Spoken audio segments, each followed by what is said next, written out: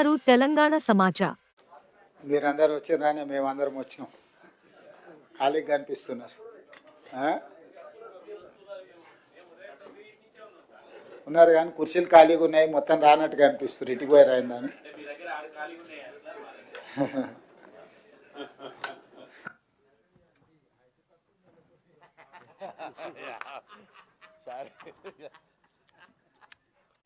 Media మిత్రులకు నమస్కారం. 2025 సంవత్సర శుభాకాంక్షలు.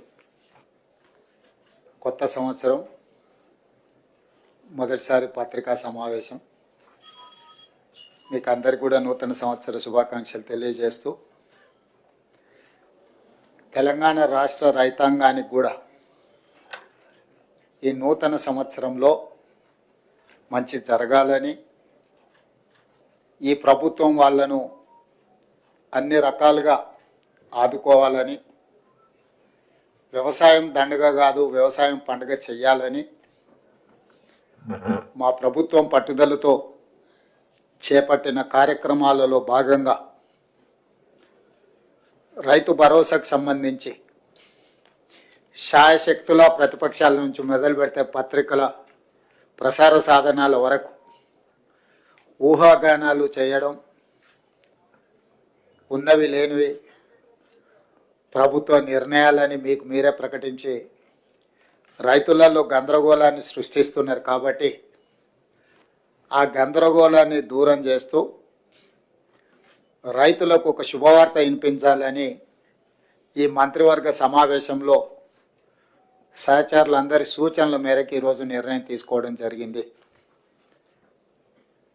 రైతు భరోసా కార్యక్రమంలో భాగంగా వ్యవసాయ యోగ్యమైన భూములన్నింటికి రైతు భరోసా పథకం కింద నిధులను ఇవ్వడం జరుగుతుంది. గత ప్రభుత్వం రైతు బంధు పథకంలో భాగంగా సంవత్సరానికి 10,000 ఇస్తే, మా ప్రభుత్వం ప్రజాపాలనలో రైతులందరికీ సంవత్సరానికి 12,000 రూపాయలు ఇవ్వాలని నిర్ణయం తీసుకున్నది. అదేవిధంగా భూమి ఉన్న రైతులకు రైతు భరోసా పథకం కింద వ్యవసాయ యోగ్యమైన ప్రతి ఎకరాకు 12,000 రూపాయలు ఇస్తున్నప్పుడు, తండాలలో గూడాలలో మారుమూల పల్లెల్లో ఉన్న భూమి లేని వ్యవసాయ రైతు కుటుంబాలు, భూమి లేకపోవడం ఒక శాపము, ప్రభుత్వం మమ్మల్ని ఆదుకోకపోవడము ఇంకొక శాపము అన్నట్టుగా పాదయాత్రల సందర్భంగా అటు భట్టి విక్రమార్క గారికి కానీ నాకు కానీ ఈ మధ్యకాలంలో మా మంత్రివర్గ సహచరులు పర్యటనలకు వెళ్ళినప్పుడు దృష్టికి తీసుకురావడం జరిగింది. అందుకే మా ప్రభుత్వం భూమి లేని వ్యవసాయ కుటుంబాలకు ప్రతి సంవత్సరానికి 12,000 రూపాయలు వాళ్ళకు కూడా ఇవ్వాలి, వాళ్ళు కూడా మన సమాజంలో మనలో భాగమే అని గుర్తించి ఈ పథకాన్ని అమలు చేయాలని నిర్ణయం తీసుకున్నది. ఈ పథకానికి ఇందిరమ్మ ఆత్మీయ భరోసా పథకం అని చెప్పి నామకరణం చేయడం జరిగింది. ఈరోజు భూమి ఉన్న వ్యవసాయ యోగ్యమైన భూములకు రైతులకు ఎకరాకు 12,000 ఇవ్వడమే కాకుండా, భూమి లేని వ్యవసాయ కుటుంబాలకు సంవత్సరానికి 12,000 రూపాయలు ఇందిరమ్మ ఆత్మీయ భరోసా పథకం కింద ఇవ్వాలని నిర్ణయం చేయడం జరిగింది. ఇదే కాకుండా చాలా సంవత్సరాల నుంచి రేషన్ కార్డుల సమస్య పేదవాళ్ళను పట్టి పీడిస్తుంది.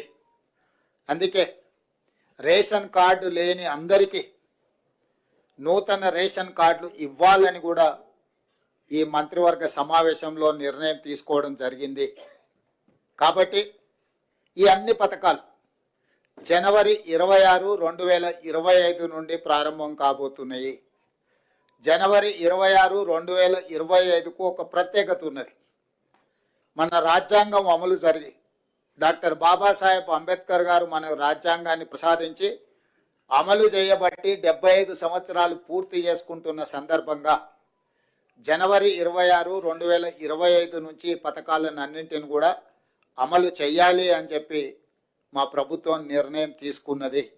అదేవిధంగా వ్యవసాయ యోగ్యం కాని భూములు అంటే రాళ్ళు, రప్పలు, గుట్టలు, రోడ్లలో పోయిన వాటికి లేదా మైనింగ్ చేస్తున్న భూములకు లేదా నాలా కన్వర్షన్, రియల్ ఎస్టేట్ వెంచర్లు, పరిశ్రమలకు తీసుకున్న భూములు, అదేవిధంగా రైతుల నుంచి ప్రభుత్వం సేకరించిన భూములకు రైతు భరోసా వర్తింపజేయము. ఎలాంటి గందరగోళం ఉండాల్సిన పని లేదు. రాళ్ళు, రప్పలు, గుట్టలు, రోడ్లకు, అదేవిధంగా పరిశ్రమలకు లేదా రియల్ ఎస్టేట్ వెంచర్లుగా మారిన భూములకు రైతు భరోసా ఇవ్వబడదు. దీనికి సంబంధించి మా రెవెన్యూ అధికారులు గ్రామాల వారీగా సమాచారాన్ని సేకరించి గ్రామ సభల ద్వారా ప్రజలకు వివరించడం జరుగుతుంది.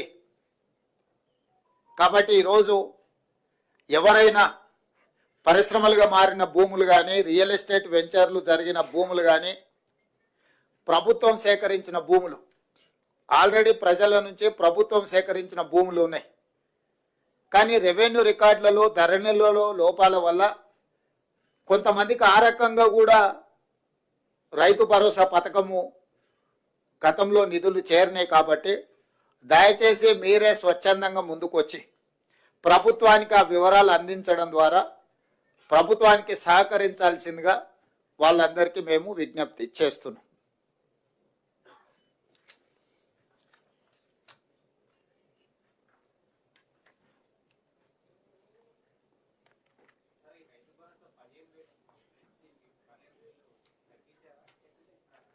పెంచినాం, 10,000 నుంచి 12,000కి పెంచినాం. ఇప్పుడు వెసులుబాటును, ఆర్థిక పరిస్థితులు, మనకున్న వెసులుబాటును బట్టి 10,000 నుంచి 12,000 రూపాయలకు పెంచుకోవడం జరిగింది. అదేవిధంగా భూమి లేని వ్యవసాయ కుటుంబాలకు కూడా 12,000 రూపాయలు ఇవ్వాలని నిర్ణయించుకోవడం జరిగింది.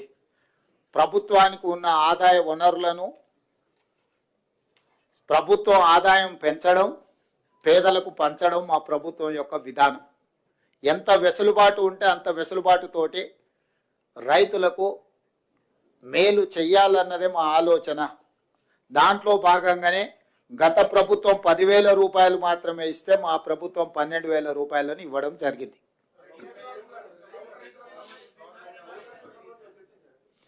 ఆ విషయాల మీద గతంలో చాలా చర్చలు జరిగినాయి.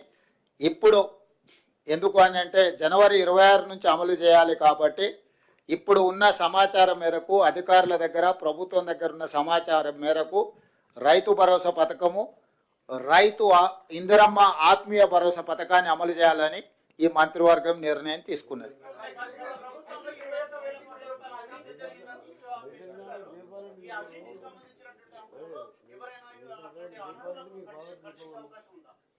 ఇప్పుడు గతంలో ఏం జరిగిందో దాని వెనక్కి వెళ్తే కేసీఆర్ కుటుంబము 1000 సంవత్సరాలు జైలు శిక్ష అనుభవించాల్సి వస్తుంది. కాబట్టి వాటికంటే భవిష్యత్తులో తప్పిదాలు జరగకుండా నిజమైన రైతులకు మేలు చేయాలన్నదే మా ప్రభుత్వం యొక్క విధానము. కాబట్టి ఈరోజు ఒక మంచి నిర్ణయం ఈ మంత్రివర్గ సమావేశంలో తీసుకున్నాం. కాబట్టి మీడియా మిత్రులకు కూడా నా సూచన, అనవసరమైన అంశాలు, అనవసరమైన వివాదాలకు తావియ్యకండి. స్పష్టంగా మళ్ళీ నేను చెప్తున్నా, వ్యవసాయ యోగ్యమైన ప్రతి ఎకరాకు రైతు భరోసా వస్తుంది. ప్రతి ఎకరాకు సంవత్సరానికి 12,000 రూపాయలు ఇవ్వడం జరుగుతుంది. భూమి లేని వ్యవసాయ రైతు కుటుంబాలకు సంవత్సరానికి 12,000 రూపాయలు నగదు ఇవ్వడం జరుగుతుంది. ఆ పథకం పేరు ఇందిరమ్మ ఆత్మీయ భరోసా.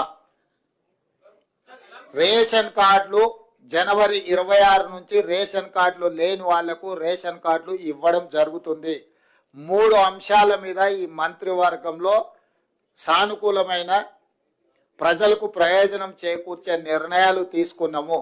మీడియా మిత్రులు ఈ 3 అంశాలను ప్రజలకు చేరవేయాల్సిందిగా కోరుకుంటూ మీ అందరి దగ్గర సెలవు తీసుకుంటున్నాను.